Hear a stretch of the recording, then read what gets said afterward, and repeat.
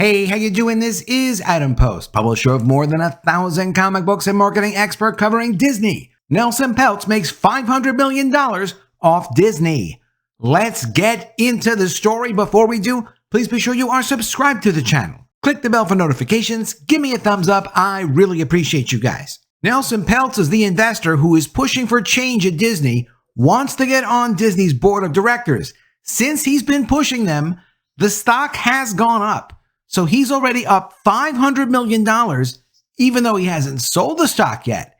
He's up $500 million from where he was before he started pushing Disney to make changes. The reason why he won't just sell out, the reason why he won't just walk away from Disney, take his profit and go do something else, is because he knows the potential of Disney is much greater if he can get onto the board of directors and force it to go back to focusing on its characters and on its business. Coming from Variety, Trian's Disney shares have gained $500 million in value so far this month. Why is activist Nelson Peltz still unhappy? And from Nelson Peltz's Restore the Magic website, we get details from actual CEOs and directors who have worked with Nelson Peltz, as well as some media personalities who know Nelson Peltz, and they talk about why he'd be great for Disney and why he belongs on their board of directors. Nelson Peltz, the activist investor who runs hedge fund Trian Partners, believes urgent change is needed at Disney. He's waging a proxy fight battle to install himself and ex-Disney Chief Financial Officer Jay Rasulo as directors. Fundamentally and crudely, we want the stock to go up, Peltz says in a video on Trian Disney's proxy fight website. Well, so far in February, Disney shares are up 16.2%, which has increased the value of the shares Trian controls by about $500 million. As of Friday's closing price, the 32.3 million shares of Disney that Trian beneficially owns, 79% of which are owned by ex-Marvel Entertainment chair Ike Perlmutter, are worth $3.6 billion.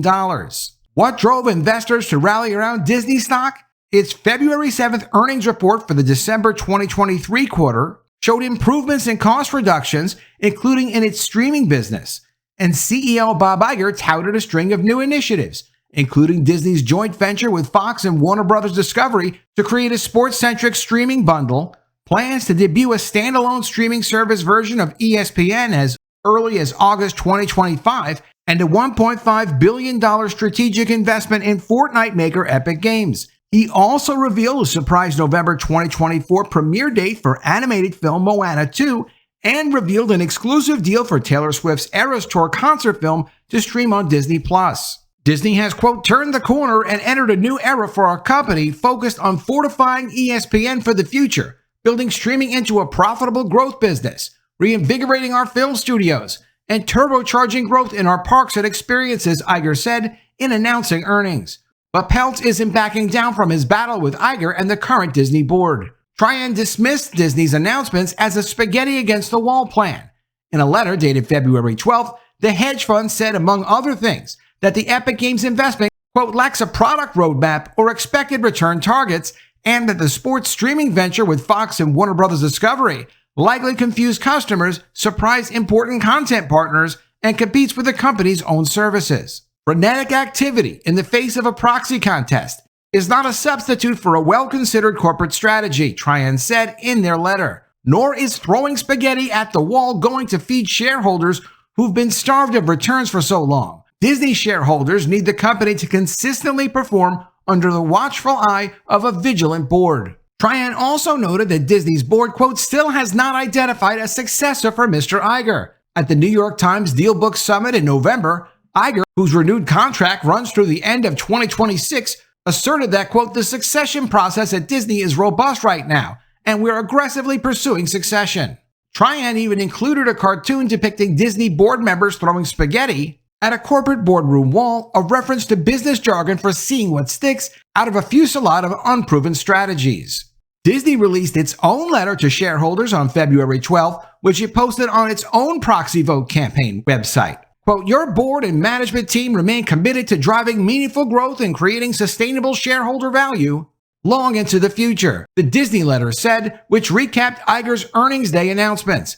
Quote, despite these efforts, two activist hedge funds, Trian Fund Management and Blackwell's Capital, are each seeking to replace members of your board with their own separate nominees, none of whom your board believes possess the appropriate range of talent, skill, perspective, and/or expertise to efficiently support Disney's building priorities in the face of continuing industry-wide challenges.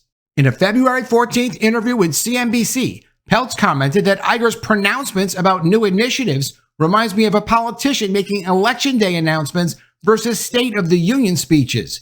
State of the Union is what I want to hear about, not election day promises. Meanwhile, in releasing earnings, Disney announced that its board approved a new share repurchase program effective February 7, 2024, with plans to target $3 billion in repurchases in fiscal year 2024. So that's Disney going into the public stock markets and buying $3 billion worth of stock that investors don't want to own anymore. And yeah, if you're a Disney investor, you can always sell your stock, but when Disney, the company itself, buys the stock, it reduces the number of shares available and tends to make the stock price go up. The board also declared a cash dividend payable in July 2024 of 45 cents per share, up 50% over the dividend paid in January, which was the first dividend in more than 3 years after Disney suspended dividend payouts during the COVID pandemic. Peltz, in his Valentine's Day interview on CNBC, questioned whether Disney can really afford the continued dividend payments and share buybacks. Quote, "The balance sheet has been really injured," he said.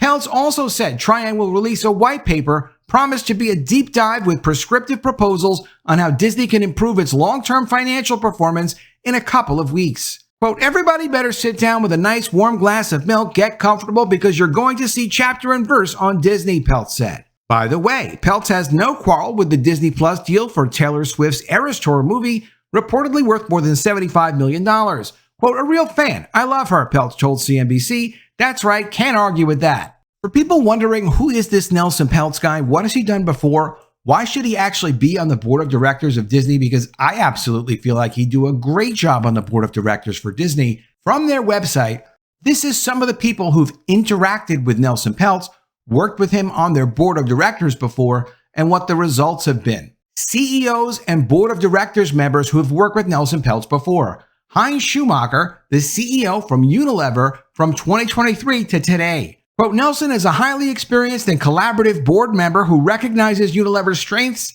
and has a strong desire to help the company unlock its full potential." Ali Dibaji from Janus Henderson, quote, "My relationship with Nelson Peltz and Trian dates back almost 20 years. I have consistently found Nelson and his team to be collaborative partners and have appreciated their insights in navigating our changing industry. They have been supportive of our vision and strategy and have provided a differentiated perspective, which has been invaluable, on topics ranging from operations and strategy to brand and culture.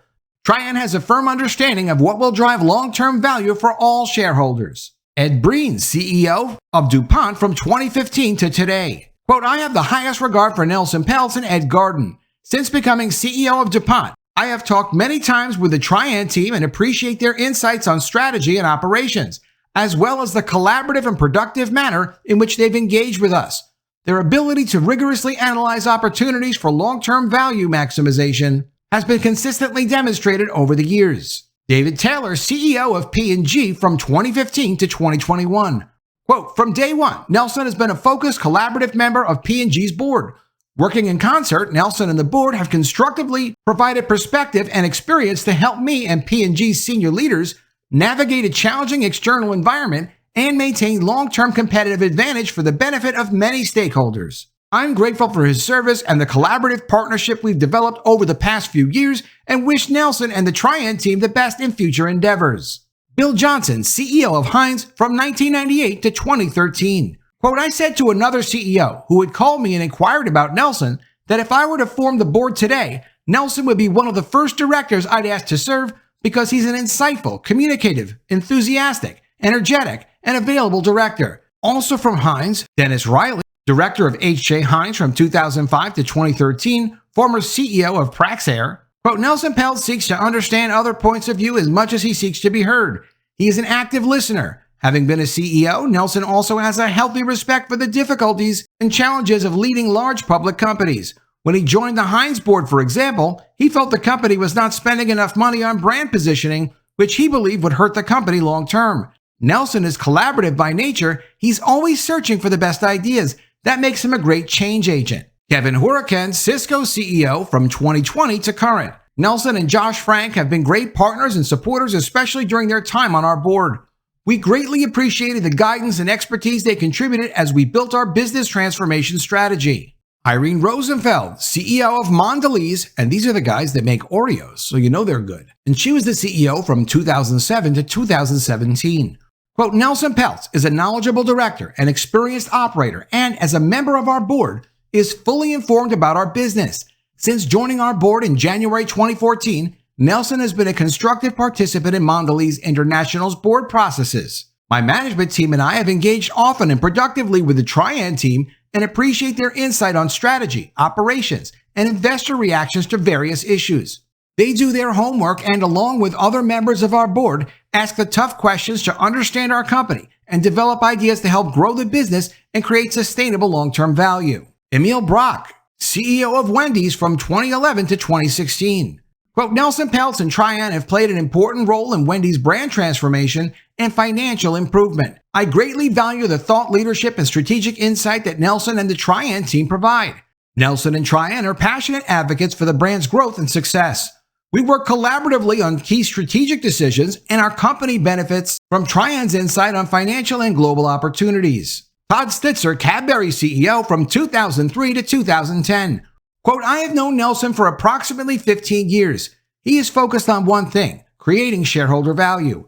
While he can sometimes seem impatient, he's willing to roll up his sleeves and get involved in support of management teams. He is focused on helping to develop creativity and innovation within organizations and is a proponent of revenue growth with financial discipline. He and the team at Trian have created a lot of value over the years at a number of large cap companies. That was from CEOs and board members who have worked with Nelson Peltz and his team. This is from media, shareholders, and analysts. Jim Cramer from CNBC, and a lot of people don't trust Jim Cramer these days, but this is what he had to say. Quote, I do look at that Disney board and think they're all so great. What happens individually when they get together? I guess they just turn out to be yes people. Very disappointing. I think that's the reason why you want Peltz in there. Quote, I think Nelson Peltz and Jay Rasulo would help Disney. Steve Leisman, a reporter. Quote, Nelson Peltz said Disney stock went down, everything went down, but Iger still gets $31.5 million. I don't know, seems like an argument to me. Paulina Likos, also a reporter. We now question, along with Peltz, whether the Disney board has enough skin in the game, meaning stock ownership among its members, and if it understands just how terrible the share performance has been. Adding Peltz and Rasulo would change the dynamic in the boardroom, making the directors more accountable to the shareholders they work for, because now they're not even accountable at all. David Farber, also a reporter. Quote, they have not done a great job at succession at Disney. It hasn't gone particularly well. Alex Sherman, also a reporter. Peltz could argue Trian can bring accountability to a board that has given Iger permission to stick around as long as he'd like. Several board members, including Nike executive chairman and Disney chairman Mark Parker and General Motors CEO Mary Barra, are particularly close with Iger. From Reuters, Jennifer Saba. Quote, in Disney's weakened state, it makes sense to invite Nelson Peltz into the castle. From Barron's, so far Iger's attempt to turn Disney around is having the reverse effect. Disney's struggles are calling into question some of the revered executives' past decisions, like the 2019 purchase of television and film assets from 21st Century Fox, which cost a decade's worth of free cash flow. From the Financial Times, corporate governance experts have accused Disney's board of being too cozy with Iger, granting him contract extensions in 2013, 2014, and 2017. From Yahoo Finance, Josh Lipton says, quote, and this is interesting, the part where they're also nominating Jay Rasulo, who was, of course, the former Disney CFO. So this is a guy who obviously has very deep knowledge, background, and insight into the company. Nelson Peltz and Jay Rasulo belong on the board of directors of Disney. They will get the company focused on the characters again, focused on the stories again, focused on making money and long-term strategic planning. And they don't need to be pushing an agenda that doesn't make money for shareholders. It's not good for employees. Disney used to have the best reputation in entertainment. They could get it back again, but they need change in the board of directors so they can make change in the management, which then makes change in the company, the characters, and the stories. Let me know what you think of all this in the comments below. Always love to see your ideas. Please be sure you are subscribed to the channel. Click the bell for notifications, give me a thumbs up, and I'll see you again soon with another video. And if I don't see you, I will miss you.